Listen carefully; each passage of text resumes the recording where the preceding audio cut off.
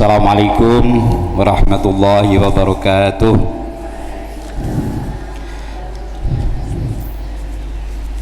Innal hamdalillah wassalatu wassalamu ala Rasulillah wa ala alihi wa ashabi wa mawalah. La haula wala quwata illa billah.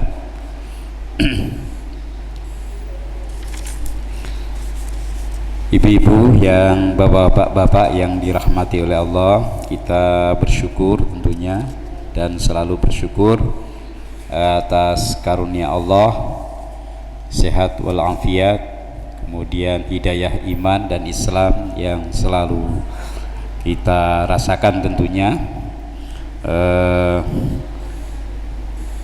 Untuk kita selalu merasakan akan nikmatnya iman, nikmatnya Islam yang setiap hari kita terus berdampingan, ya. Jadi kehidupan kita diiringi dengan keimanan dan keislaman yang utuh, sehingga kita sampai saat ini pun tetap dalam kondisi iman dan Islam. Sholawat dan salam tidak lupa selalu kita sanjungkan pada junjungan kita Nabiullah Muhammad sallallahu alaihi wasallam, pada seluruh keluarga dan para sahabatnya, dan semoga kita tetap istiqomah dalam mengikuti sunnah dan risalahnya. Bapak dan ibu sekalian yang dirahmati oleh Allah, dan tentunya kita juga bersyukur dalam kondisi di mana situasi kita tidak sebagaimana yang ada di negara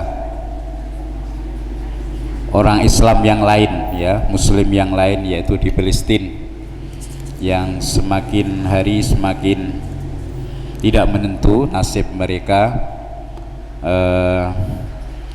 Mudah-mudahan Allah segera menurunkan pertolongan dan pembelaan terhadap kebiadaban dari bangsa Israel, ya, orang Israel yang memang sangat biadab kalau kita melihat tayangan-tayangan yang ada, ya.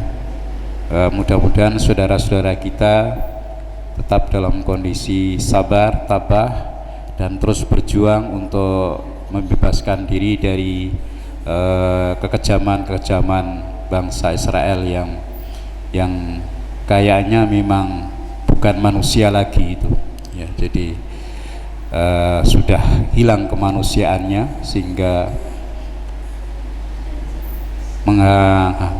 meninggalkan suatu derita. Banyak anak-anak yang tidak atau ditinggal oleh keluarga. Bahkan kemarin saya melihat medsos itu, ada anak diwawancarai itu sudah 3 hari 3 malam tidak makan karena tidak ada yang dimakan. Bahkan yang terakhir kemarin ada yang diwawancarai, dia harus minum air kotor karena tidak ada air bersih. Jadi derita-derita yang seperti ini tentunya memberikan atau menanamkan satu empati bagi kita, agar sebagai rasa syukur kita di negeri ini kita tidak terjadi hal yang seperti itu. Mudah-mudahan tidak akan ada terjadi seperti itu. Kita tentu akan berempati dengan mereka dengan memberikan apa yang bisa kita berikan. Paling tidak doa-doa kita selalu kita lantunkan kepada saudara-saudara kita yang ada di Palestina, agar Allah memberikan kekuatan dan tentunya juga jalan keluar, agar mereka bisa lepas dari penderitaan yang semakin hari semakin mencekam. Untuk itu Lazismu sudah membuka donasi kemanusiaan, yaitu khususnya untuk Palestina. Monggo Bapak Ibu yang masih mempunyai kelebihan ataupun tidak lebih tapi dibagikan, itu lebih baik, ya. Tidak punya lebih tapi dibagi, itu lebih baik. Jadi seberapapun, sebesar apapun yang bisa kita berikan sebagai rasa empati kita kepada sesama muslim yang ada di Palestina, mari kita berikan untuk mereka. Di Lazismu sudah siap dan akan juga mengumpulkan dana-dana itu dan akan di-store atau disampaikan kepada Lazismu yang ada di atas dan sampai Lazismu pusat. Kita tidak sembarang memberikan bantuan finansial itu, kita harus lewat jalur yang resmi. Kalau kita di Muhammadiyah lewat Lazismu itu insya Allah tidak akan ada unsur-unsur penipuan, ya, tidak ada unsur-unsur yang lain. Karena dalam situasi seperti ini kadang-kadang justru orang memanfaatkan untuk berbuat salah, berbuat yang zalim, ya. Mestinya dana yang konon katanya dimintakan untuk saudara-saudara kita di Palestina kadang-kadang nggak nyampe. Maka lebih baik kalau kita memberikan uluran tangan itu kepada lembaga resmi. Kalau di Muhammadiyah ada Lazismu, itu sebagai pintu penyelamatan sebesar apapun empati kita kepada anak dan saudara-saudara kita yang ada di Palestina. Padahal Palestina itu kan termasuk negara yang pertama kali mengakui kemerdekaan Indonesia ini.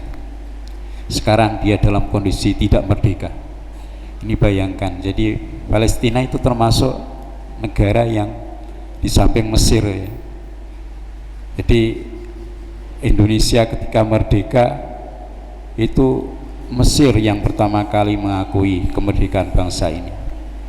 Termasuk orang-orang Palestina juga waktu itu juga membantu bagaimana upaya kemerdekaan bangsa kita ini.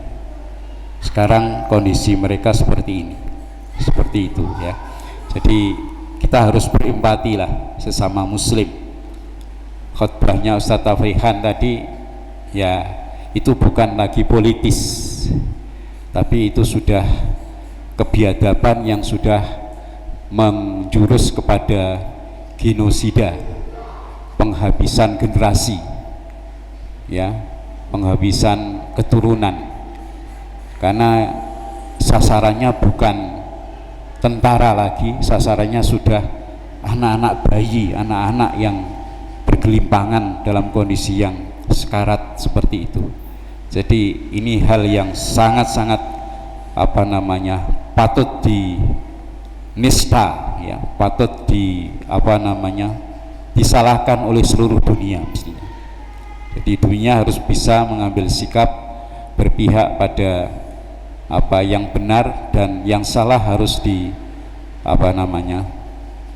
dinistakan, ya. Cuman saya kok belum ada melihat tadi ketika baca khutbah, baca sholat Jumat, saya kira ada kunut nazilah, kayak katanya sudah pernah ada, tapi tadi saya lihat tidak ada kunut nazilah. Ya, lagi harusnya terus ketika petaka yang seperti itu terus berlangsung, kita kunut nazilah terus, ya. Jangan hanya ngambil subuh saja, setiap 5 waktu harus kunut nazilah harusnya, ya. Jadi itu yang pernah dilakukan oleh Rasulullah ketika ada hal-hal yang emergensi seperti ini, ya, patut kita untuk mohon kepada Allah agar siapapun yang dizalimi agar mendapatkan pertolongan, segera mendapatkan pertolongan dari Allah SWT. Mungkin itu pembuka dari saya.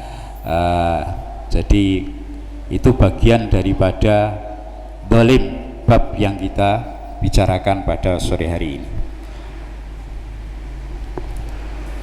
Ibu-ibu, bapak-bapak yang saya hormati, kita masuk pada hadis, ya, yang ketiga, ya. Ini hadisnya agak panjang, tulisannya kecil-kecil, ini saya besarkan, ya.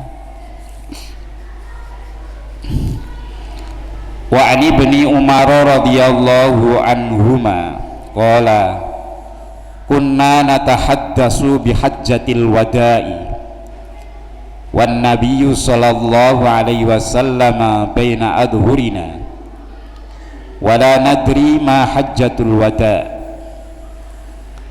Jadi Ibnu Umar radhiyallahu anhuma pernah berkata, suatu saat kami pernah bincang-bincang atau bicara-bicara atau sepik-sepik gitu ya kalau bahasanya anak-anak sekarang ya, bihajjatil wada, dengan istilah haji wada ya.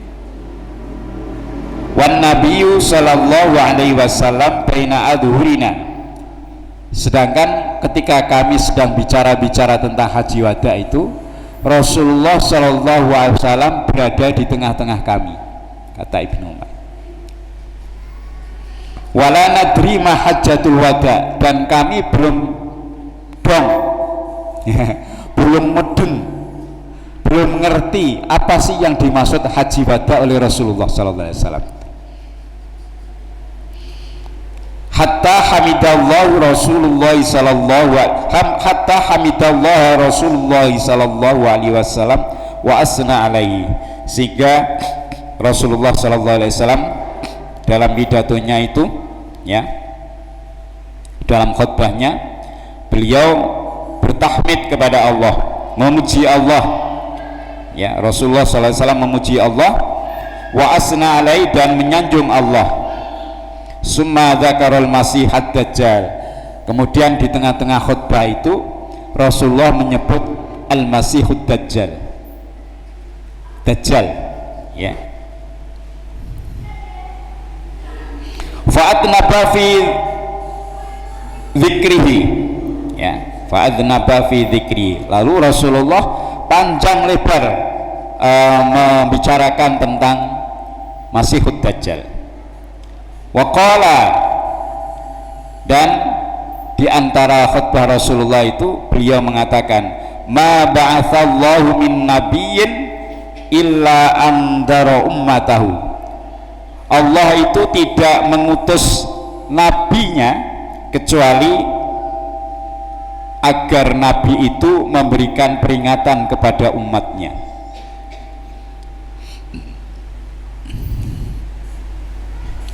Andara Nuhun wan nabiyyuna min ba'di, Nabi Nuh dan nabi-nabi sesudahnya juga memberi peringatan ya kepada umatnya.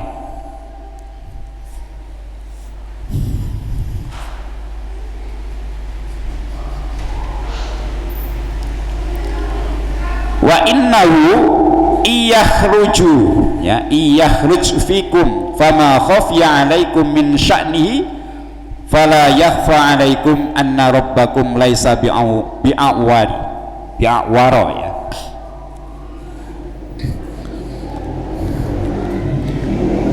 Jadi ketika Rasulullah menyinggung tentang apa?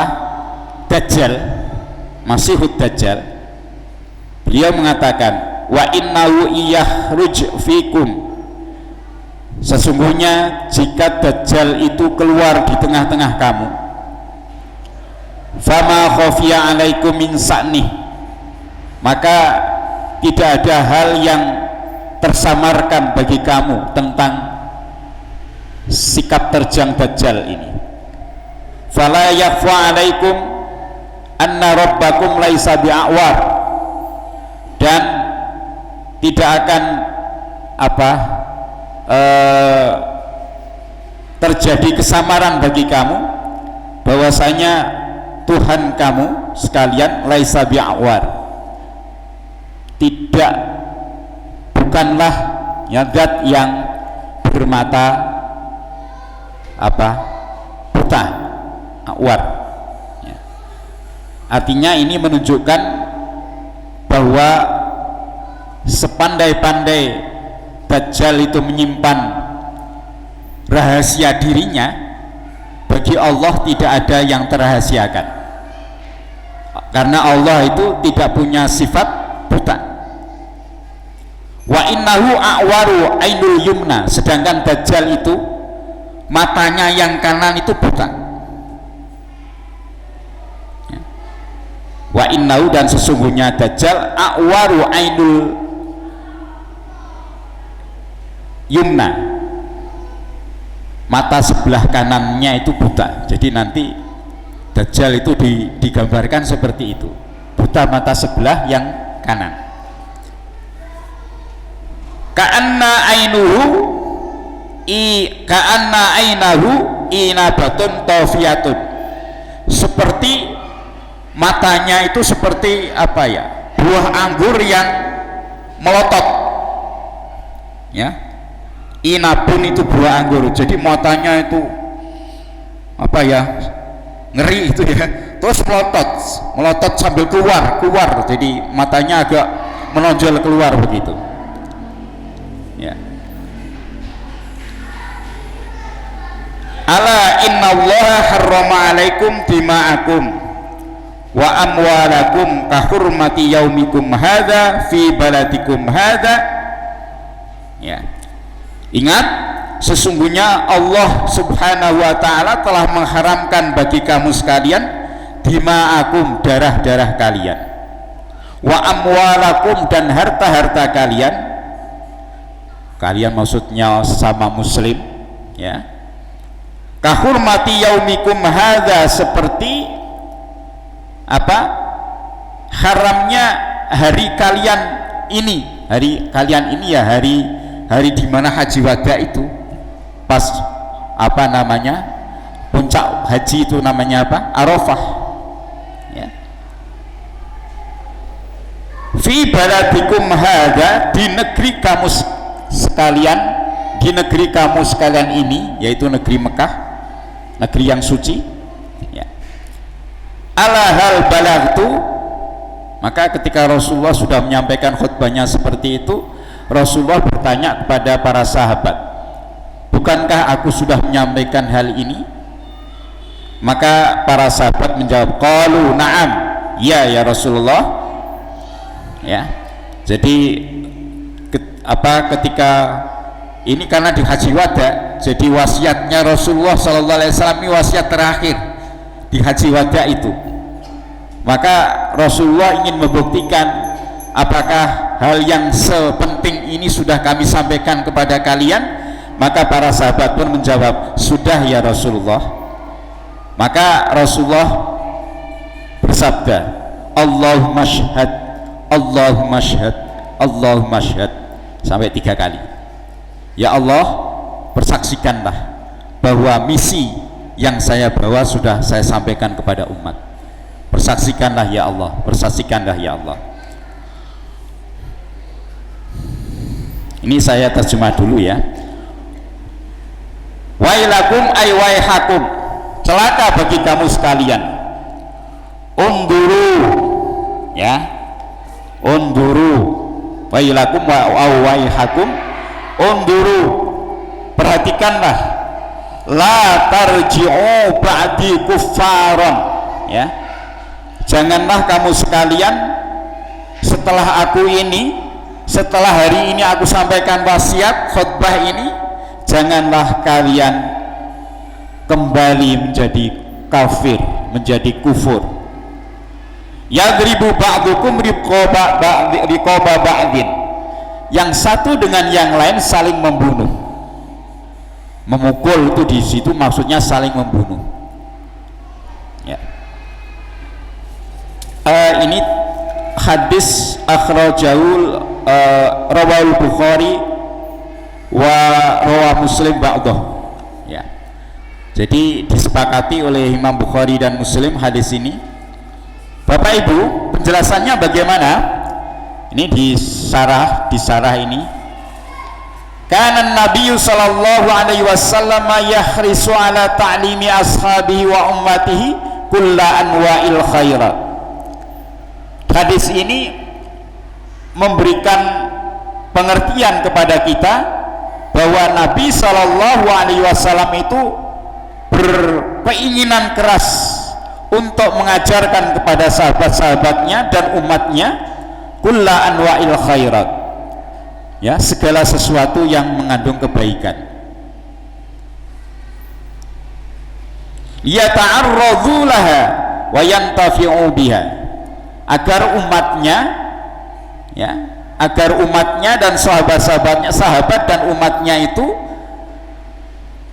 mendapatkan kejelasan dari apa pembelajaran dari taklimnya Nabi Sallallahu Alaihi Wasallam, wa yantafi'u biha, dan para sahabat dan umat itu bisa mengambil manfaat dari pelajaran Rasulullah Sallallahu Alaihi Wasallam.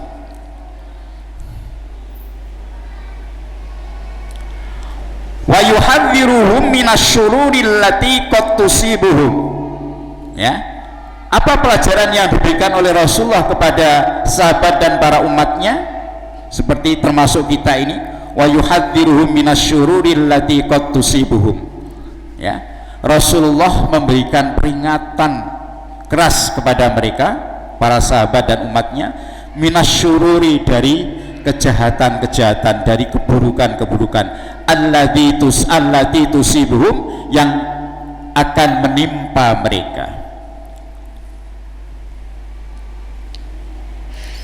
Liya'tasimu billahi minha.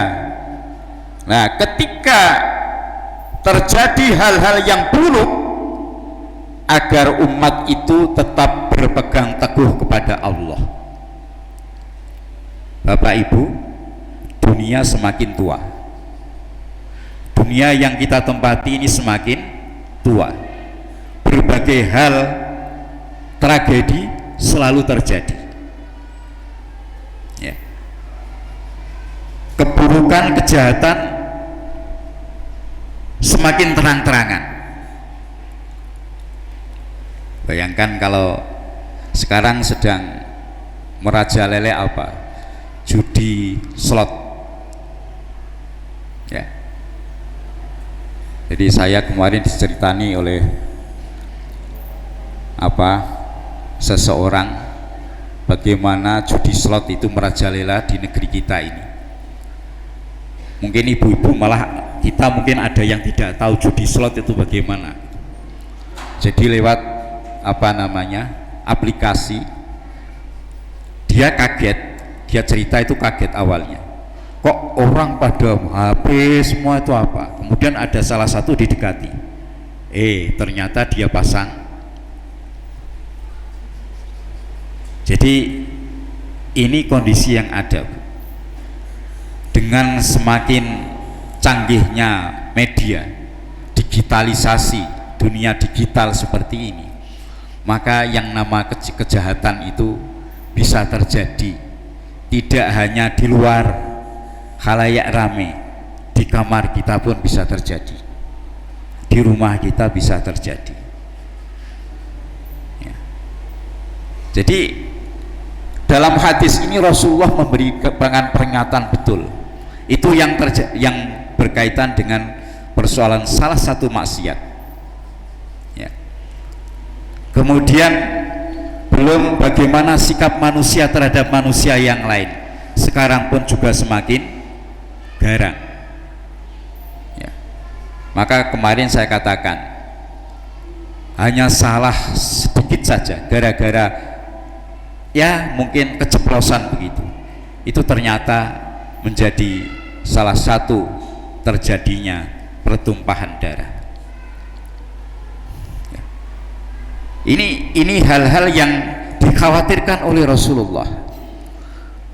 Maka Rasulullah di dalam haji wada'nya itu beliau berwasiat seperti itu, yang tadi yang kita terjemahkan itu. Maka wa yuhadziruhum minasyururil lati qad tusibuhum. Rasulullah memberikan peringatan kepada umat ini, suatu saat akan terjadi kejahatan-kejahatan yang merajalela yang akan menimpa kehidupan umat ini. Tapi pesan Rasulullah, liya'tasimu billahi minha, bagaimana kita berusaha untuk berpegang teguh dengan agama Allah. Jangan sampai kita lepas dari tuntunan Allah Subhanahu wa ta'ala yang berupa dinullah. Kemudian Wa fi hadzal hadis yukhbiru Abdullah bin Umar radhiyallahu anhuma annahum kanu yadhkuruna asma hajjatil wada. Di dalam hadis ini Abdullah bin Umar radhiyallahu anhuma memberikan kabar, menceritakan annahum kanu yadhkuruna asma Allah hajjatal wada. Jadi di tengah-tengah Rasulullah ada di situ, mereka sedang memperbincangkan apa sih haji wada. Rasulullah menyebut haji wada, tapi Rasulullah tidak menjelaskan haji wada itu apa. Ya, jadi para sahabat waktu itu berbincang kata, apa sih haji wada? Wan Nabi sallallahu alaihi wasallam hayyun bainahum. Sedangkan Rasulullah sallallahu alaihi wasallam hidup dan berada di tengah-tengah mereka. Wala yadrunal murada bitasmiyatil hajjatil lati hajjahan Nabi sallallahu alaihi wasallam hajjatal wada. Mereka tidak mengetahui apa yang dimaksud dengan sebutan haji allati hajjahan Nabi, yang dimana Rasulullah waktu itu haji dengan sebutan haji wada. Wa dzalika li'annahu sallallahu alaihi wasallam kana dzakaraha fatahaddatsu biha walakinnahum ma kanu yafhamunal murada minal wada.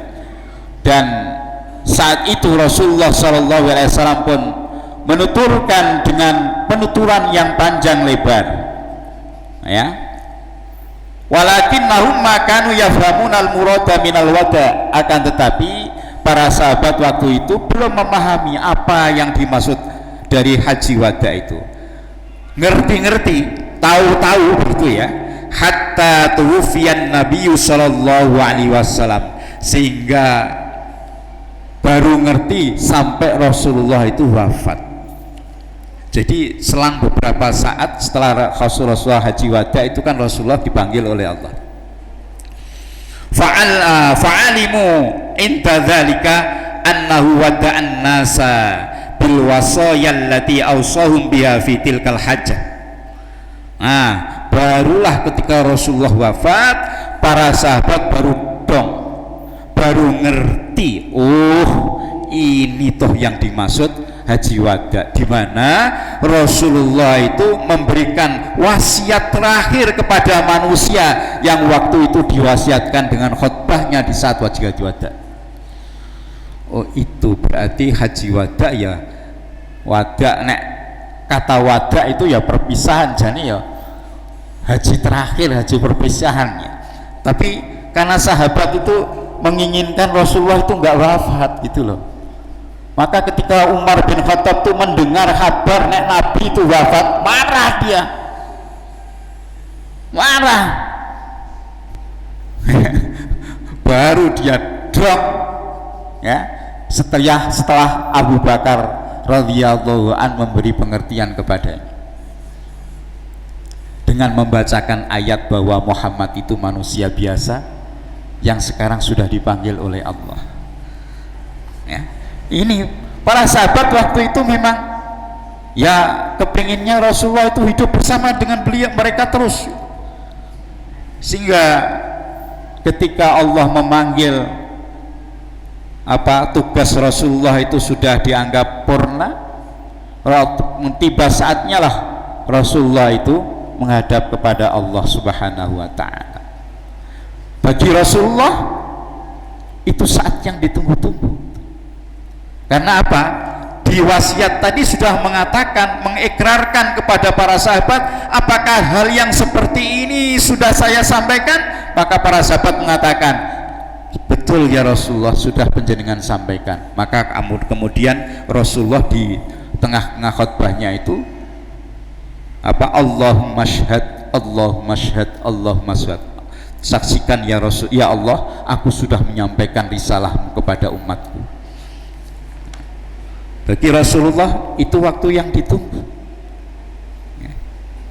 Tapi bagi para sahabat waktu yang mengenaskan itu, ya Allah, Rasulullah sudah wafat, ya. Wa yadhkuruna ibnu Umar radhiyallahu anna Nabiy sallallahu alaihi wasallam khataba fihim fi hadzal hajjah, fi hadhil hajjah fahamidallah wa asnal alaihi bima huwa ahlu summa dzakarul masihad dajjal fa atala fi dzikriha ya wad dajjalu minad dajjali ya. Jadi nanti disebutkan wa wal kadib wa huwa syakhsun min bani adam, ini sedikit kami jelaskan di dalam sarah ini disebutkan wa huwa syakhsun min bani adama wa dhuhuruhu minal alamatil kubra li yaumil qiyamati ya. Jadi metune dajjal, jadi kata sarah dari hadis ini, jadi Rasulullah itu menjelaskan persoalan dajjal ini sampai panjang lebar. Fa'atala fi dzikri wad dajjalu minad dajjali, dajjal itu dari kata ad-dajjalu, apa? Menipu. Siapa mereka yang menipu? Ya. Wa huwa syakhsun min bani Adam. Dajjal itu ya seorang dari keturunan Bani Adam juga. Ya. Wa dhuhuruhu minal alamatil kubra. Metune jebole dajjal itu menjadi alamat besar dari hari kiamat. Jadi nanti kalau dajjal sudah keluar, itu berarti kiamat sudah dekat ya. Kiamat sih sudah dekat ya, tapi dekatnya kan masih terus ya. Nah ini kalau nanti dajjal ini sudah turun, maka tanda kiamat kubro ya itu tiba. Yabtaliyallahu bi ibadah wa aktaru ala asya'i min maqduratillahi ta'ala min ihya'il mayit. Jadi ini saya baca kabeh. Jadi gini, nanti dajjal itu biqudratillah. Dajjal itu Bani Adam dan ditakdirkan oleh Allah dia punya keistimewaan nanti yang mengelabui, menipu umat ya, bisa membunuh, bisa menghidupkan orang ini. Tapi bagi kita orang yang beriman, semua itu karena kudrat Allah, bukan karena semata-mata kemampuan sahsun min bani Adam ini, bukan, tapi itu dikudratkan oleh Allah seperti itu hanya untuk menguji umat Muhammad ini. Jadi sebenarnya zaman Nabi Nuh dulu tuh ya yang namanya dajjal sudah disinggung-singgung Pak, tapi di akhir zaman ini Rasulullah juga menyinggung itu, akan keluar yang namanya dajjal itu. Maka pesan-pesan Rasulullah ini saya singkat, nanti kita ulas di hari yang lain lagi. Pesan Rasulullah SAW, maka janganlah kamu setelahku ini menjadi kufur gara-gara dajjal. Janganlah kalian nanti menghalalkan darah satu dengan darah yang lain. Ini pesan Rasulullah dalam hadis tadi. Karena arah daripada dajjal itu tadi akan menjadikan manusia kufur kepada Allah yang sebanyak-banyaknya, kemudian mereka melakukan perbuatan-perbuatan jahat, mereka permusuhan antara satu dengan yang lain. Nyun sewu, ini monggo nanti digali. Kondisi sekarang kayaknya sudah mulai seperti itu, satu dengan yang lain diadu domba, satu dengan yang lain saling congkrah, saling gocrah. Apa ini? Tapi siapa yang menjadi dajjal itu belum kelihatan. Kalau tadi digambarkan oleh Rasulullah, dia bermata satu, buta mata kanannya ya. Itu yang akan terjadi di akhir zaman nanti. Oleh karena itu Bapak Ibu ya, tentu wasiat Rasulullah ini kita harus bagaimana betul-betul berpegang teguh pada agama ini yang sekuat mungkin. Kata Nabi, gigitlah dengan gerahammu.